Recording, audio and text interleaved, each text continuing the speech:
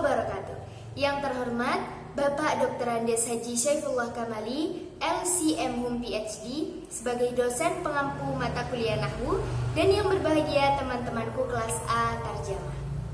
Sebelumnya perkenalkan, nama saya Nur Lailatul Mughfirah, menduduki kelas A Tarjamah semester 1 UIN Syarif Hidayatullah Jakarta. Jadi di sini saya akan mempresentasikan bab konjungsi sebagai tugas UAS mata kuliah Nahwu yang sebelumnya telah dipresentasikan oleh teman saya Jovita Mutiara. Terima kasih, selamat menyaksikan. Bismillahirrahmanirrahim.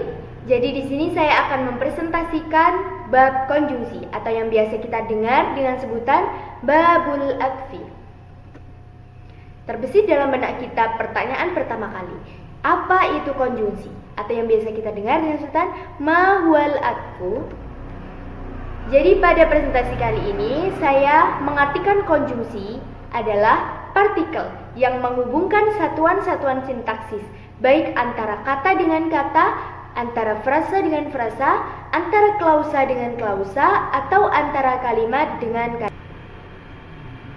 Lalu, partikel-partikel konjungsi yang tersebut dalam kitab Matan Al-Jurumiyah ada 10, yaitu al-wawu, wal-fa'u, thumma, au, am, imma, bal, lakin, hatta, la.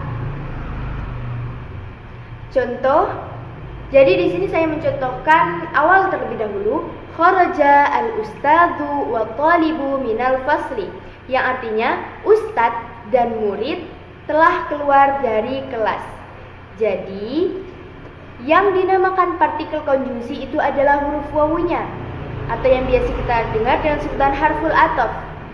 Lalu, nomina at-talibu itu menjadi nomina yang mengikuti, yang biasa kita dengar dengan sebutan al-ma'tuf.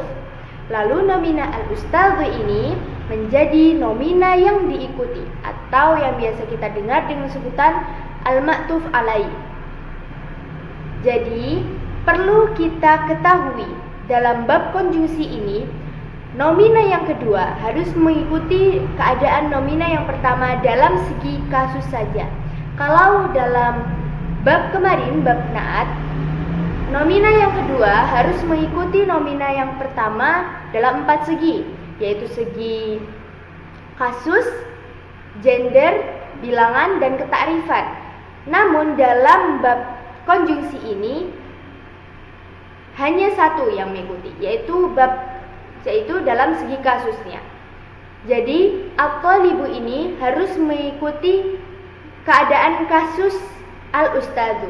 Karena nomina yang pertama ini berkasus nominatif dengan berdiakritik dhamma, maka nomina yang kedua harus nominatif juga.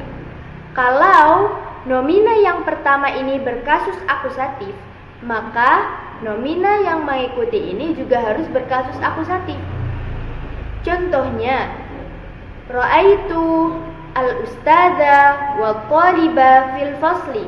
Saya melihat ustadz dan murid di kelas, di dalam kelas. Jadi, karena di sana nomina yang pertama yaitu berkasus akusatif al-ustadza, maka nomina yang kedua harus juga sama, harus akusatif. Lalu juga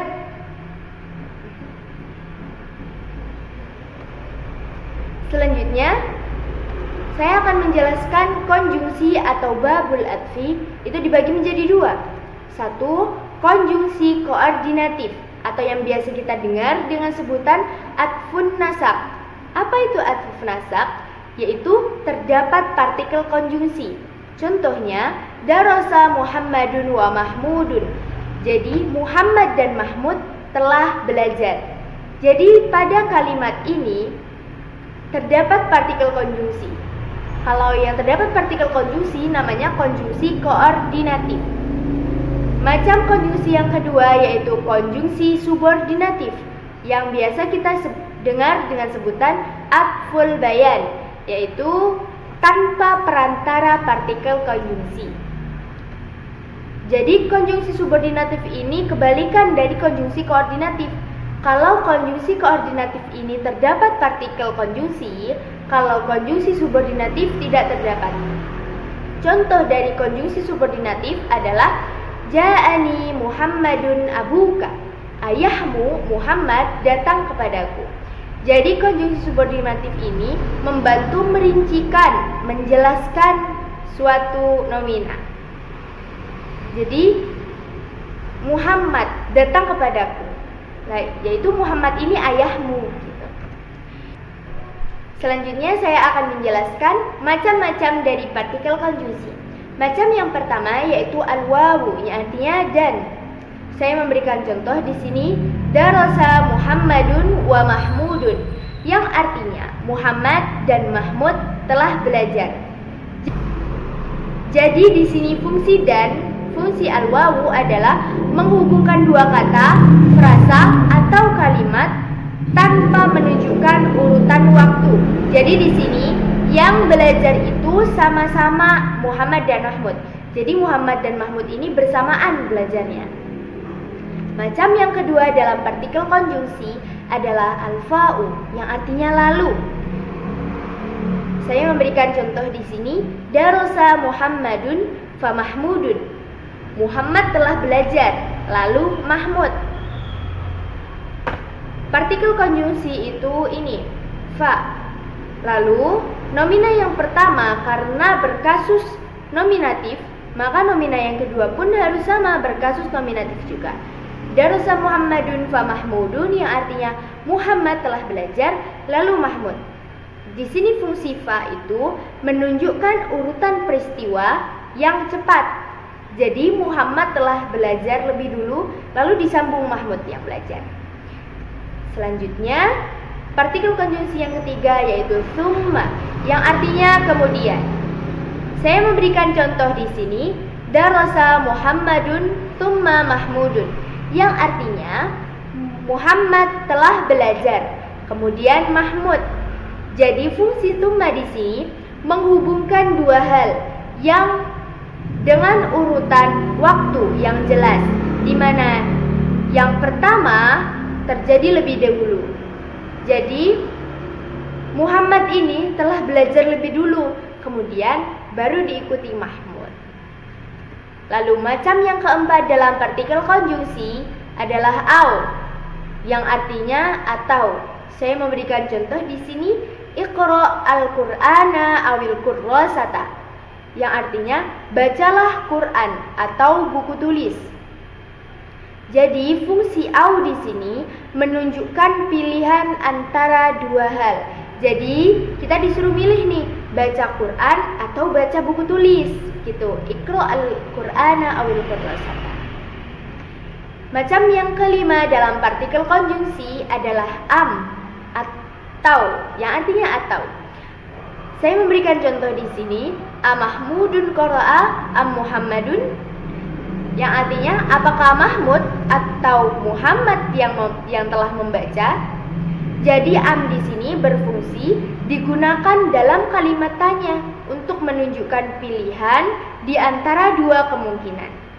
Jadi dalam pertanyaan tersebut itu meminta jawaban dari dua opsi. Jadi yang membaca ini Mahmud atau Muhammad gitu. Dan am di sini menjadi partikel konjungsi dari Mahmud dan Muhammad. Macam yang keenam dalam partikel konjungsi adalah imma, yang artinya maupun.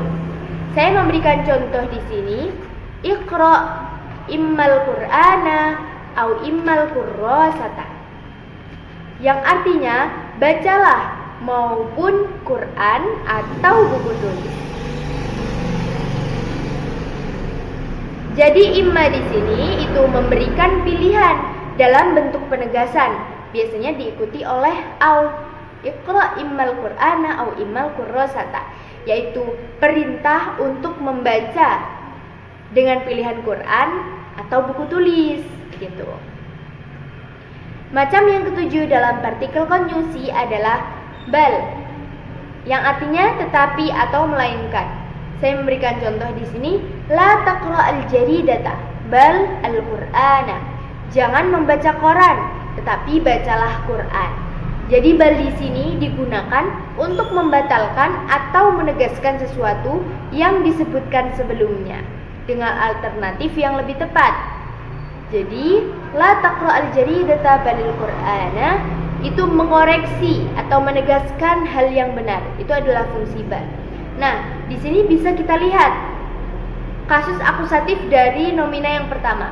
Karena nomina yang pertama berkasus akusatif, maka nomina yang kedua pun harus berkasus akusatif. Jadi salah kalau la taqra'al jaridata bal al-Qur'anu. Salah. Kenapa? Karena dalam kalimat tersebut nomina yang kedua tidak mengikuti kasus nomina yang pertama. Macam yang kedelapan dalam partikel konjungsi adalah la, yang artinya bukan. Saya memberikan contoh di sini, Iqra al-Qur'ana la al-jaridata, yang artinya bacalah Quran, bukan koran. Jadi fungsi la di sini itu menunjukkan penolakan terhadap sesuatu setelah menyebutkan hal lain atau menegaskan yang disebutkan pertama dan menolak yang kedua. Bacalah Quran, bukan koran, gitu. Macam yang kesembilan dalam partikel konjungsi adalah lakinna, yang artinya tetapi. Saya memberikan contoh di sini, ma qara'tu al-jaridata lakinnal qur'ana, yang artinya aku tidak membaca koran tetapi Quran. Jadi fungsi lakinna di sini itu menekankan penggantian. Jadi yang aku baca itu bukan jaridah tetapi Al-Qur'an. Macam yang terakhir dalam partikel konjungsi adalah hatta atau yang artinya sampai. Saya memberikan contoh di sini. Qara'tul Qur'ana mundus sabahi hatta laili, yang artinya aku membaca Quran dari pagi sampai malam. Jadi fungsi hatta di sini menunjukkan sesuatu yang merupakan batas akhir dari suatu perbuatan. Jadi di sini saya membaca Quran dari pagi sampai malam, begitu. Perlu kita ketahui, perlu kita ingat lagi bahwasanya dalam partikel konjungsi ini nomina yang kedua harus mengikuti keadaan kasus nomina yang pertama. Kalau nomina yang pertama berkasus nominatif, maka nomina yang kedua, yaitu nomina yang terletak setelah partikel konjungsi, itu pun harus berkasus nominatif.